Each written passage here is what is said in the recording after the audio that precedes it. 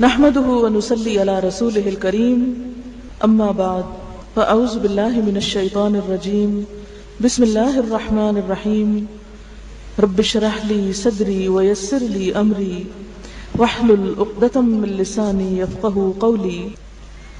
سب سے پہلے ان طالبات کو، ان خواتین کو مبارکباد پیش کرتی ہوں جن کی زندگی میں آج یہ لمحہ آیا ہے کہ اللہ سبحانہ و تعالیٰ کا کلام یعنی قرآن مجید انہوں نے مکمل کر لیا ہے۔ اس کے ساتھ ہی ان کی استاد کو بھی مبارکباد پیش کرتی ہوں اور اللہ تعالیٰ سے دعا کرتی ہوں کہ اللہ تعالیٰ ان کی کوششوں کو کامیاب فرمائے اور اس میں برکت پیدا کرے۔ حقیقت یہ ہے کہ قرآن پاک وہ نعمت ہے کہ جس کے مقابل اور کوئی چیز نہیں۔ اللہ سبحانہ و تعالیٰ فرماتے ہیں قل بفضل اللہ وبرحمتہ فبذلک فلیفرحوا ھو خیر مما یجمعون۔ کہہ دیجئے کہ اللہ تعالیٰ کے فضل اور اس کی رحمت کے ساتھ انہیں چاہیے کہ خوش ہو جائیں، یعنی اس نعمت کے ملنے پر خوش ہو جائیں۔ اللہ سبحانہ وتعالیٰ فرماتے ہیں ان ھذا القرآن یہدی للتی ہی اقوم۔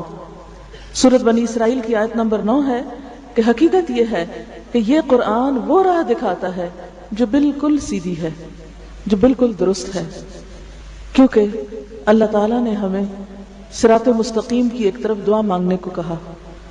سورۃ الفاتحہ میں ہم دن میں کئی بار اللہ تعالیٰ سے دعا کرتے ہیں کہ اہدنا الصراط المستقیم، یا اللہ تو ہمیں سیدھا راستہ دکھا۔ تو اللہ سبحانہ وتعالیٰ اس قرآن کی شکل میں ہمیں سیدھا راستہ عطا فرماتے ہیں، اور کیا فرماتے ہیں ان ھذا القرآن یہدی للتی ہی اقوم۔ سیدھا راستہ چاہیے تو اس قرآن کو مضبوط پکڑ لو۔ اسی لیے اس سے پیچھے والی آیت آپ دیکھیں کہ واعتصموا بحبل اللہ جمیعا ولا تفرقوا، اور سب مل کر اللہ کی رسی کو مضبوط پکڑ لو اور تفرقے میں نہ پڑو۔ گویا سیدھے رستے کے لیے کیا ضروری ہے؟ اس قرآن کو مضبوطی سے پکڑ لیا جائے، اور مضبوطی سے پکڑنے کا مطلب صرف اتنا ہی نہیں کہ اس کو نیچے نہ گرنے دیا جائے، اس کا مطلب یہ بھی ہے کہ اس کو صرف بند کر کے نہ رکھ چھوڑا جائے بلکہ اس کو پڑھا جائے، اور صرف پڑھا ہی نہ جائے بلکہ اس کو سمجھا جائے، صرف سمجھ کے ہی نہ رکھ چھوڑا جائے، اس پر عمل کیا جائے، اور صرف خود ہی نہ عمل کر کے اپنے لیے جنت نہ کمائی جائے، اس کو آگے پہنچایا جائے، آگے پھیلایا جائے، دوسروں تک پہنچایا جائے۔ جیسا کہ اس آیت میں آپ دیکھ رہے ہیں فذکر بالقرآن من یخاف وعید، بس تم اس قرآن کے ذریعے ہر اس شخص کو نصیحت کرو جو میری تنبیہ سے ڈرتا ہو، یعنی جس کے دل میں بھی خدا کا خوف ہے، جس کے اندر بھی آخرت کا خوف ہے، جس کو بھی یہ احساس ہے کہ اس نے پلٹ کر واپس جانا ہے، تو اس کے لیے کیا ہے کہ اس کو اس قرآن کے ذریعے نصیحت کرو۔ آپ دیکھیں نصیحت کا مطلب کیا ہوتا ہے؟ خیر خواہی۔ تذکیر کا کیا مطلب ہوتا ہے؟ یاد دہانی۔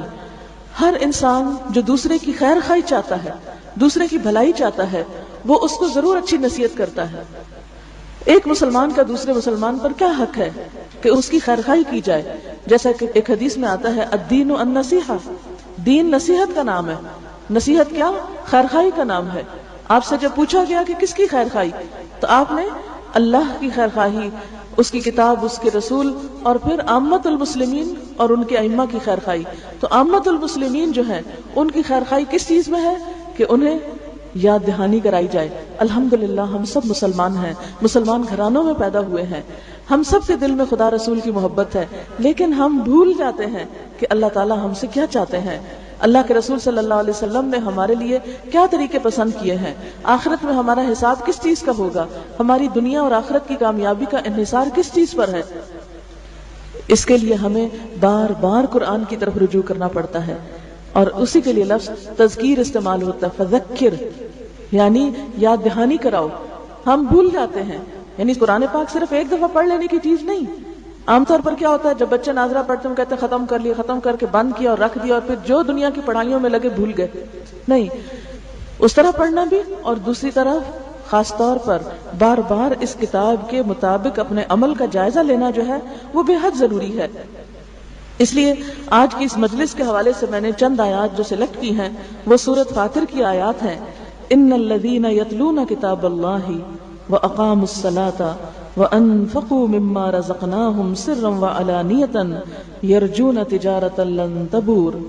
بے شک وہ لوگ جو اللہ کی کتاب کی تلاوت کرتے ہیں، بے شک وہ لوگ جو اللہ کی کتاب پڑھتے ہیں، واقاموا الصلاة اور نماز قائم کرتے ہیں، یعنی ایک طرف قرآن ان کے ہاتھ میں ہے، دوسری طرف نمازوں کا اہتمام ہے، وَأَنفَقُوا مِمَّا رَزَقْنَاهُمْ سِرًّا وَعَلَانِيَةً، اور اس میں سے جو ہم نے انہیں رزق عطا کیا ہے پوشیدہ اور کھلے خرچ کرتے ہیں، یعنی اللہ کی راہ میں اپنا مال لگاتے ہیں.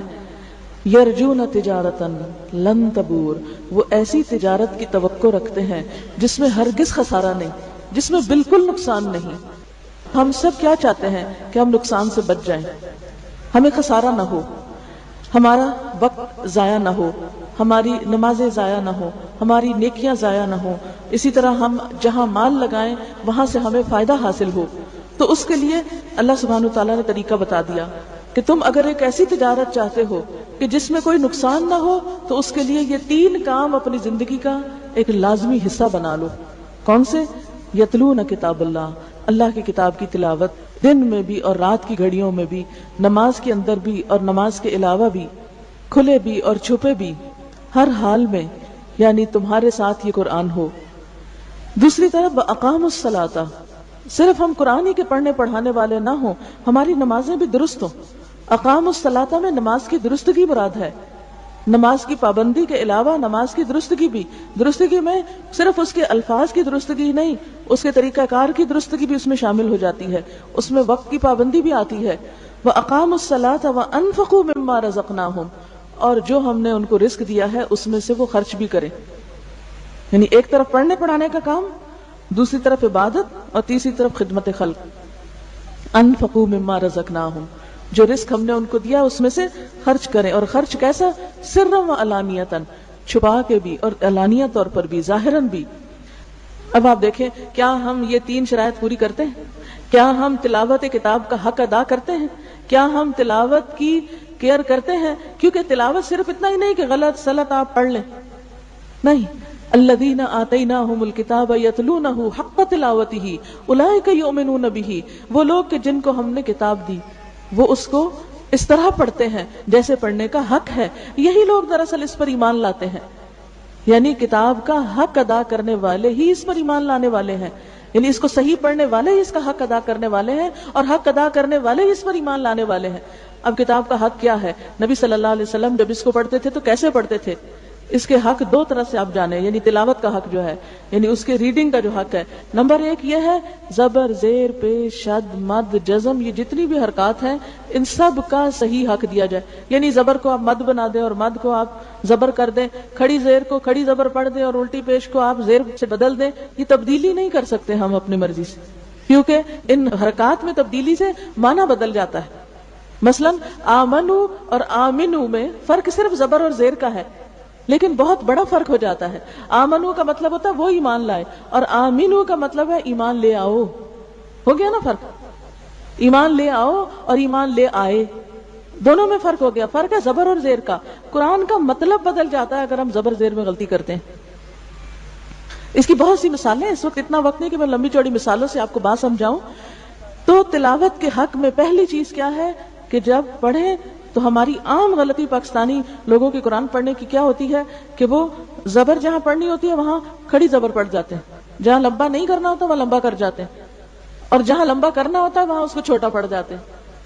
اور دوسری چیز جو ہے وہ حروف کے صحیح مخارج ادا کرنا ہے. یعنی اپنی حد تک کوشش کرنی چاہیے، کیونکہ قرآن عربی زبان میں نازل ہوا ہے تو عربی انداز اور عربی لہجہ بھی اختیار کرنا چاہیے.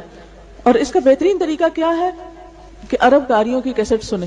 پہلے زمانے میں تو لوگوں کے لیے مشکل تھا کہ کسی دوسرے ملک میں رہتے ہوئے عرب ملک میں جائیں اور وہاں کسی عرب استاد کے پاس بیٹھ کے عربی لہجہ اختیار کریں. آج کے دور میں تو الحمدللہ یہ چیز مشکل نہیں رہی. گھر گھر میں قرآن کی کیسٹ سننی چاہیے. اب دیکھیں کہ ہم میں سے کوئی گھر ایسا نہیں جس میں گانوں کی کیسٹیں نہ ہو، کوئی گاڑی ایسی نہیں نظر آتی کہ جہاں پر گانوں کی کیسٹیں نہ ہو. اب بچہ جو ہے وہ گانوں کا شدائی ہے. ہمارے بچے کو یہ تو پتا چل گیا کہ روح کی غذا موسیقی ہے، لیکن یہ پتا کیوں نہیں کہ روح کی غذا قرآن کی تلاوت میں ہے. تلاوت قرآن روح کی غذا ہے. جو اللہ نے اصل غذا رکھی ہے وہ چھوڑ کے ہم اور چیزوں کے پیچھے لگے ہوئے ہیں. تو ہمیں اپنے بچوں کو، اپنے گھر والوں کو متبادل دینا ہے، آلٹرنیٹ دینا ہے.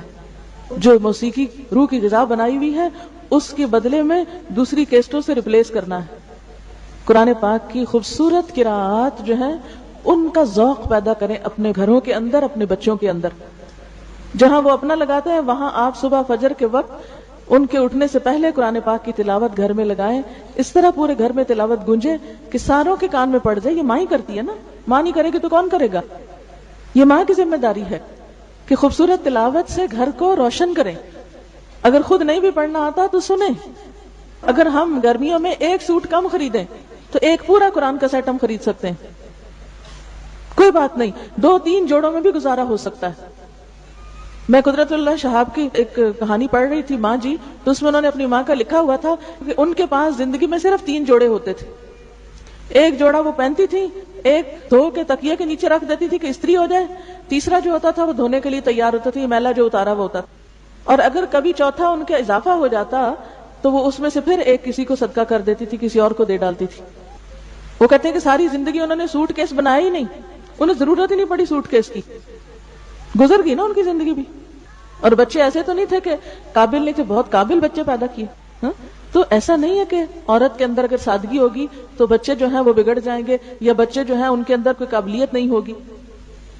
تو بات یہ ہے کہ اگر ہم اپنا ایک سوٹ کم کر دیں اور اس کے بدلے میں قرآن پاک کی تلاوت کا، مثلا قاری سعد الغامدی، قاری مشاری راشد، قاری حذیفی، قاری العجمی، اتنی خوبصورت قراتیں ہیں ان کی کہ اگر ایک سیٹ ہو، شروع سے چلانا شروع کریں، آخر تک ختم کر لیں. جب وہ پورا ہو جائے سال 6 مہینے میں، پھر ایک اور لے آئیں، پھر ایک اور لے آئیں. قرآن پاک کے تو جتنے نسخے ہوں گھر میں اتنے ہی کم ہیں، اس میں جتنی بھی ورائٹی ہو کم ہے.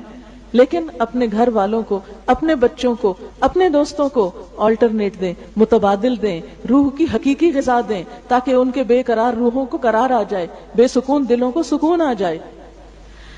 لہذا ان الذین یتلون کتاب اللہ، یقیناً وہ لوگ جو کتاب اللہ کی تلاوت کرتے ہیں، اگر صحیح نہیں پڑھنا آتا تو سن سن کے ٹھیک کر لیں.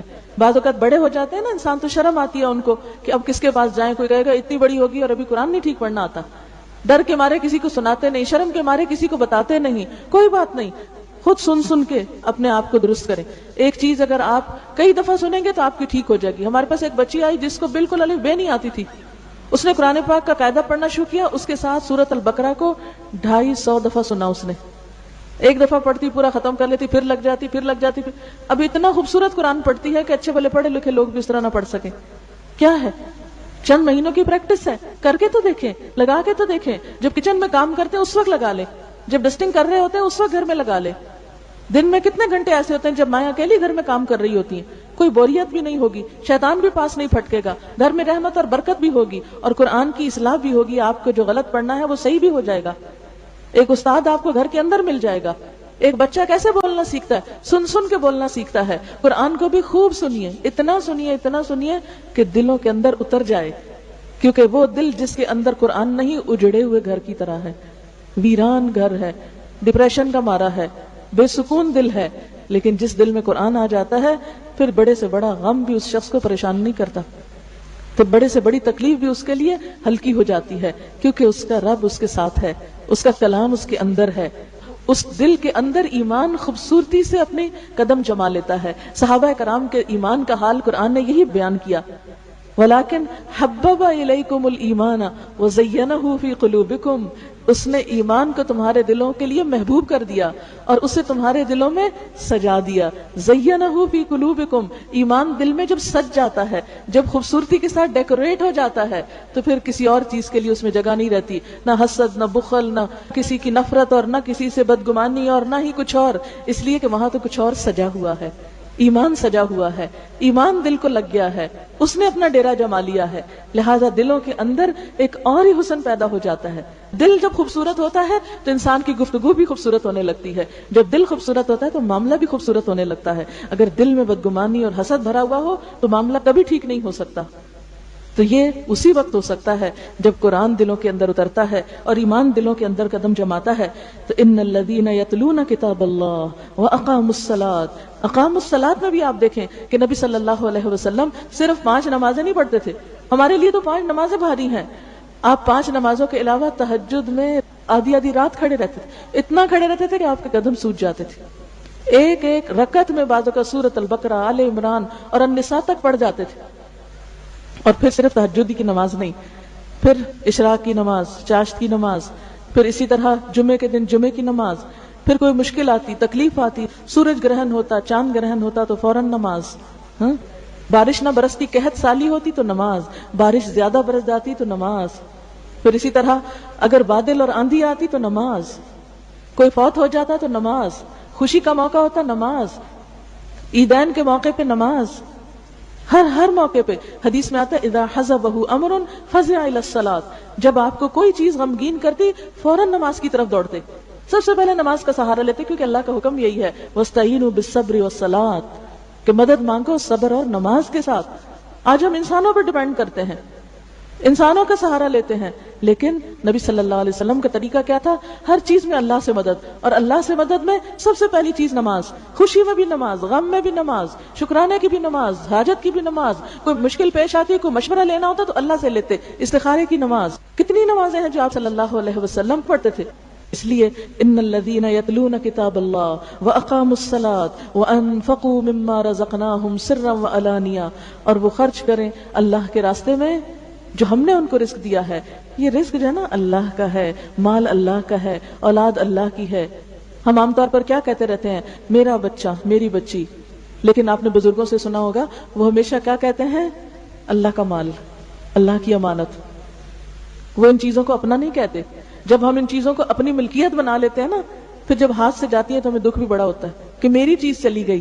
لیکن جب کہتے ہیں نا اللہ کا مال، تو جب اللہ کا مال تھا، جیسے اس صحابیہ نے حضرت ام سلیم کے بارے میں آتا ہے کہ جب ان کا بیٹا فوت ہو گیا تو انہوں نے اپنے شوہر کو کس طرح اطلاع دی، کیسے بتایا. کسی کی امانت اگر تمہیں دینی پڑے تو کیسے دو گے؟ تو اس نے کہا کہ خوشی سے دوں گا. کہا وہ اللہ کی امانت تھی ہمارے پاس، اللہ نے واپس لے لی. تمہارا بیٹا فوت ہو گیا، وہ ہمارا نہیں تھا، وہ تو اللہ کا مال تھا. اگر اللہ کا مال تھا تو اللہ کا حق ہے جب چاہے واپس لے لے. ہم کسی بھی عزیز دوست رشتہ دار کے فوت ہونے پر حد سے زیادہ غم کیوں مناتے ہیں؟ غم منانا جائز ہے، غم میں کوئی حرج نہیں، لیکن حد سے زیادہ غم منانا جو ہے یہ نقصان دہ ہے اپنے لیے بھی، اور اللہ تعالیٰ کو بھی ناراض کرتا ہے کہ ہم راضی ہی نہیں ہیں اللہ کے فیصلے پر، اور ہمارا شکوہ ختم ہی نہیں ہوتا کہ ہمارے ساتھ یہ کیوں ہو گیا.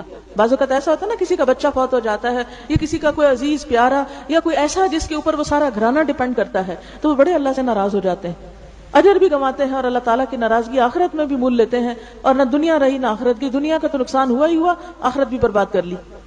تو یہ سب کچھ کیوں ہوتا ہے؟ غلط سوچ کا نتیجہ ہے، منفی سوچ کا نتیجہ ہے. یہ سب کچھ جب ہمارا ہے نہیں تو اس کے چھننے اور جانے کا پھر غم کیسا؟ جب کوئی فوت ہوتا ہے تو ہم کیا کہتے ہیں؟ انا للہ و انا الیہ راجعون. وہ کیا، ہم تو خود بھی اللہ کے ہیں. یہ جسم ہمارا نہیں، یہ زبان ہماری نہیں، یہ جو علم ہے ہمارے پاس وہ ہمارا نہیں، کچھ بھی جو ہمارے پاس ہے وہ ہمارا نہیں. یہ تو وقتی طور پر ہمیں بطور امانت ملا ہے. لیبلوکم ایکم احسن عملا. یہ سب کچھ تو اس لیے ہمیں دیا گیا ہے کہ وہ آزما کے دیکھ رہا ہے کہ تم میں ان سے اچھے کام کون لیتا ہے، ان چیزوں کو اچھے راستے میں کون استعمال کرتا ہے. اب دیکھیں، اللہ نے ہمیں آنکھیں دی ہیں، اللہ نے زبان دی، اللہ نے آوازیں دی، اللہ نے حلق دیا، اللہ نے دماغ دیا، اللہ نے طاقت دی، اللہ نے بولنا سکھایا. الرحمن علم القرآن، قرآن کو اس نے ہمارے لیے آسان کیا. پھر اس کے باوجود ہم قرآن نہ پڑھیں تو بڑی بدبختی کیا ہوگی پھر. اور اگر پڑھیں تو اللہ پر احسان نہیں.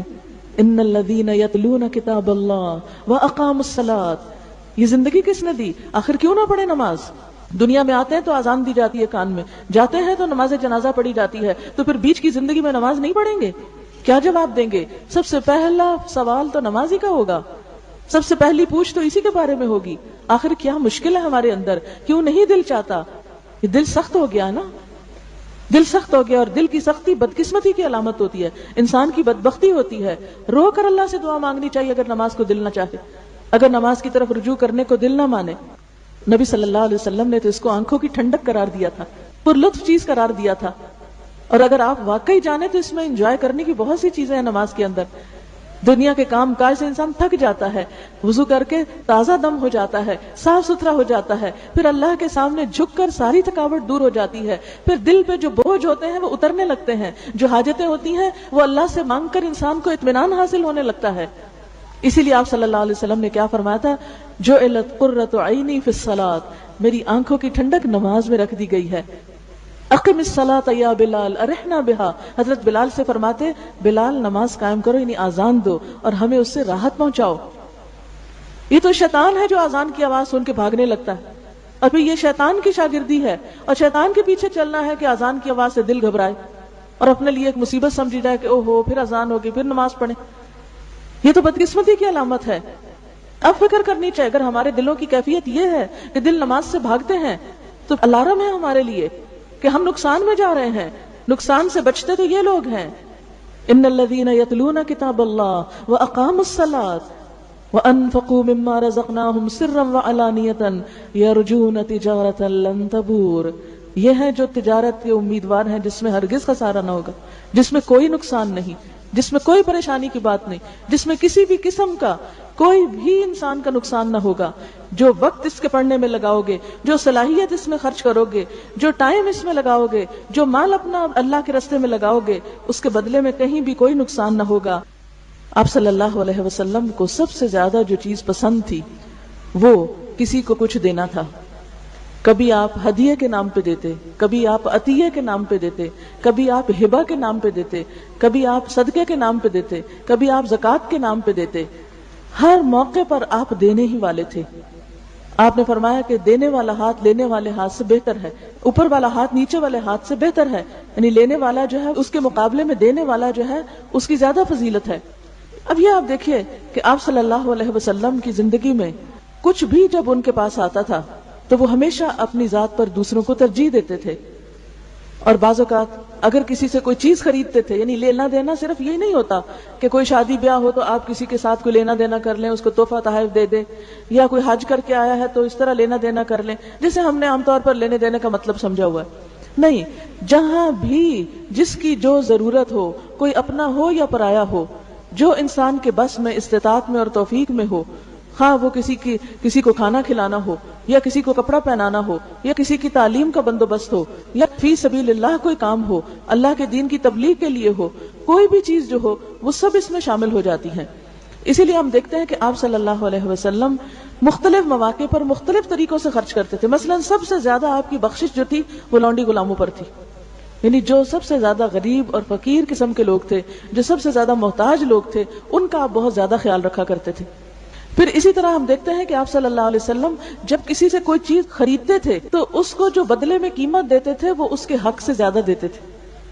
ہمارا حال کیا ہوتا ہے؟ ہم کم کرا کرا کے اور اس میں بھی خاص طور پر کہاں زیادہ کم کراتے ہیں؟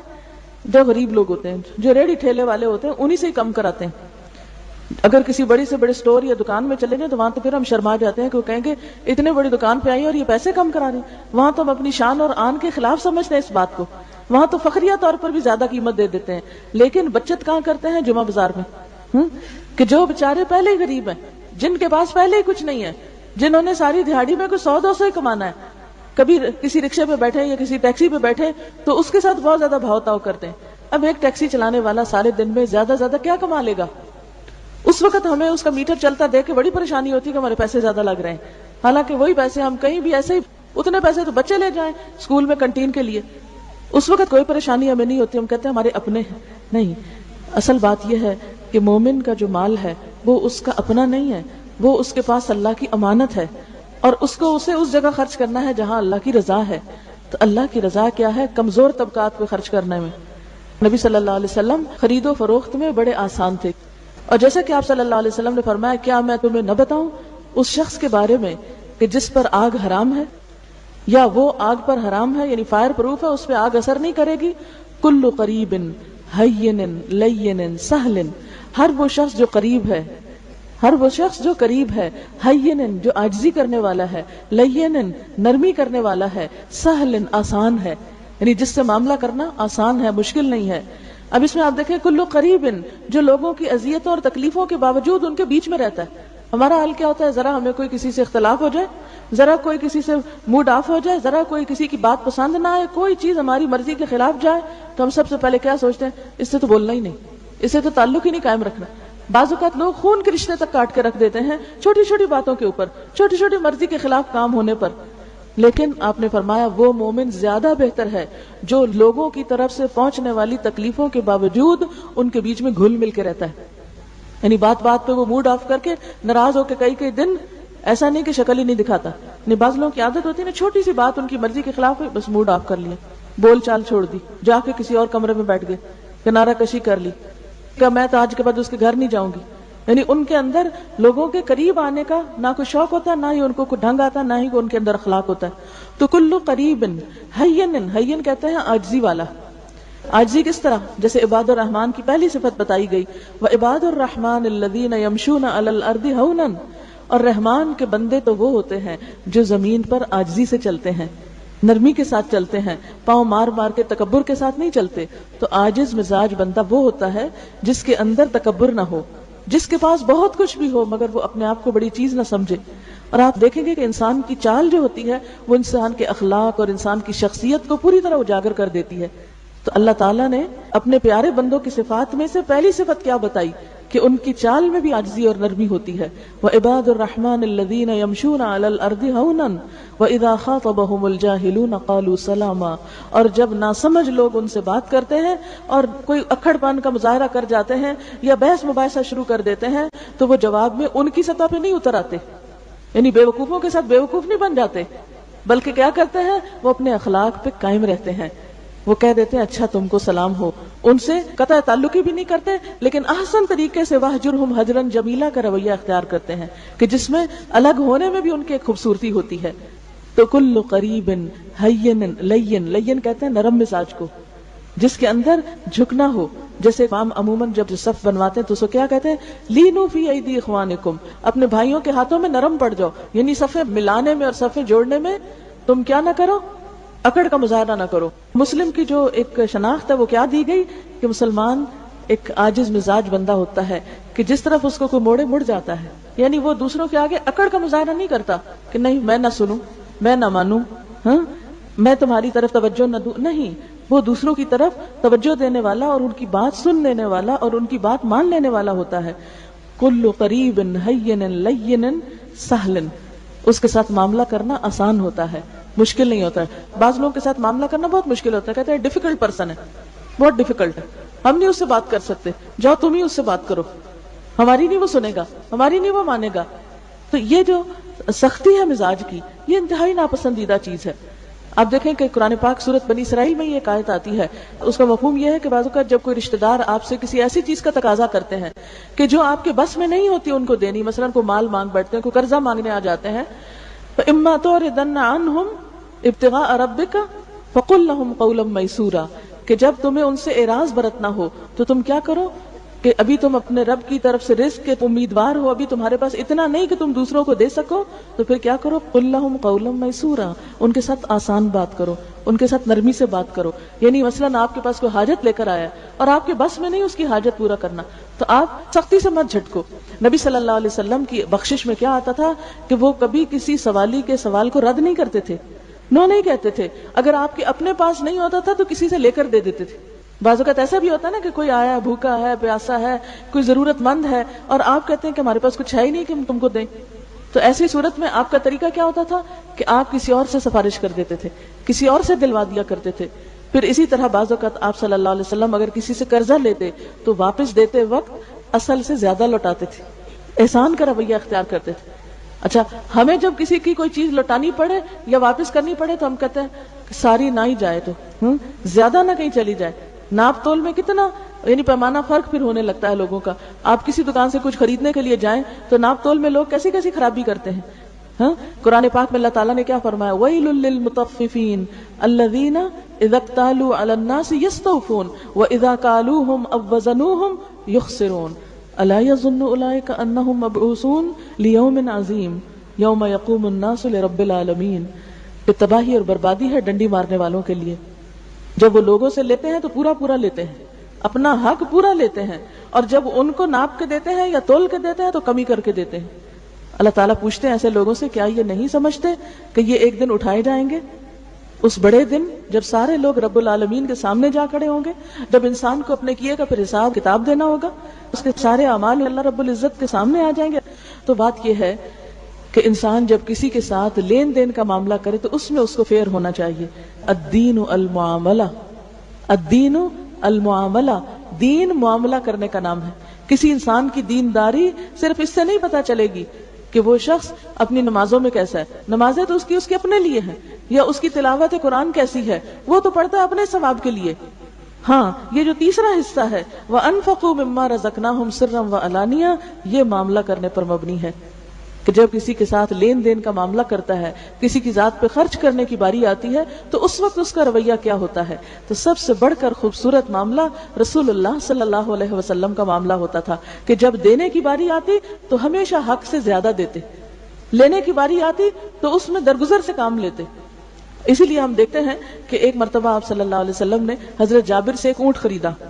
آپ نے جب اونٹ خریدا، وہ اونٹ جو تھا وہ بیچارہ چل چل کے سفروں کا مارا ہوا تھا، بڑا ہی درماندہ تھا. اب کوئی اسے خریدنے والا نہیں تھا. آپ نے دیکھا کہ جابر کو ضرورت ہے تو آپ نے اس سے کہا کہ تم مجھے بیچ دو. آپ نے اس سے اونٹ لے لیا، لیکن ساتھ ہی یہ کہا کہ دیکھو میں اس کی قیمت تمہیں مدینہ پہنچ کے دوں گا. سفر میں معاملہ کیا. جب آپ صلی اللہ علیہ وسلم مدینہ پہنچے تو جابر جو تھے وہ آ گئے. آپ کو محسوس ہو گیا کہ جابر رقم لینے کے لیے آئے ہیں، تو آپ نے جابر کو رقم دی. اور جب جابر اٹھ کے جانے لگے تو کہنے لگے جاتے ہوئے اپنا اونٹ بھی ساتھ لیتے جانا، یعنی قیمت بھی دی اور اونٹ بھی ساتھ واپس کر دیا. اس سے بڑھ کر خوبصورت معاملہ کسی کا ہو سکتا؟ ہم نے کبھی زندگی میں ایک دفعہ ایسا احسان کسی پر کیا ہو؟ ہم اس اخلاق سے واقف ہی نہیں ہیں جو ہمارے پیارے رسول صلی اللہ علیہ وسلم کا تھا. یہی وجہ ہے کہ آج خاندانوں کے اندر، گھرانوں کے اندر، رشتہ داریوں کے اندر، ہمسایوں کے اندر، محلے والوں کے اندر، شہر اور ملک اور ملت اور انسانیت کے اندر وہ محبت اور وہ خیرخواہی کے جذبات ہیں ہی نہیں. اس لیے کہ آپس میں وہ اس طرح کا معاملہ ہی نہیں. ہر ایک کو فکر ہے تو صرف لینے کی، دینے کی نہیں ہے. لیکن یہاں پر اللہ تعالیٰ عقل مند لوگوں کی صفات کیا بتاتے ہیں؟ وَأَنفَقُوا مِمَّا رَزَقْنَاهُمْ سِرًّا وَعَلَانِيَةً يَرْجُونَ تِجَارَةً لَن تَبُورَ. یہ لوگ جن کی یہ صفات ہیں وہ ایسی تجارت کی توقع رکھتے ہیں، ایسی تجارت کے امیدوار ہیں جس میں ہرگز خسارہ نہ ہوگا، جس میں نقصان ہے ہی نہیں. لِيُوَفِّيَهُمْ أُجُورَهُمْ، تاکہ ان کو ان کے اجر پورے کے پورے دے دے. وَيَزِيدَهُمْ مِنْ فَضْلِهِ، اور ان کو اپنے فضل سے زیادہ عطا کرے. یعنی اللہ تعالیٰ ایسے لوگوں کا حق صرف ان کے اعمال کے بدلے کا ہی طور پر نہیں دے گا، بلکہ اللہ تعالیٰ ان کو ان کے کام سے زیادہ بدلہ دے گا. ایک حرف پڑھنے کا ایک گناہ ہی نہیں، ایک حرف پڑھنے پر ایک نیکی نہیں، ایک حرف پڑھنے پہ 10 نیکیاں ملتی ہیں. یزیدہم من فضل، یہ اللہ کا فضل ہے جو اتنی قدردانی کرتا ہے کہ الف لام میم اگر کہیں تو 3 نہیں 30 نیکیاں ملتی ہیں. ایک حرف کیا چیز ہے؟ الف کہیں لام کہیں کیا چیز ہے؟ لام کچھ نہیں، لیکن ایک حرف پڑھنے کا اتنا اجر، اتنا ثواب. اور پھر اسی طرح نماز کا بدلہ، پھر اسی طرح مال خرچ کرنے میں تو آپ کو معلوم ہی ہے، ایک کے 10 تو کیا، ایک کے ساتھ 100 گنا تک کا قرآن پاک میں ذکر آتا ہے.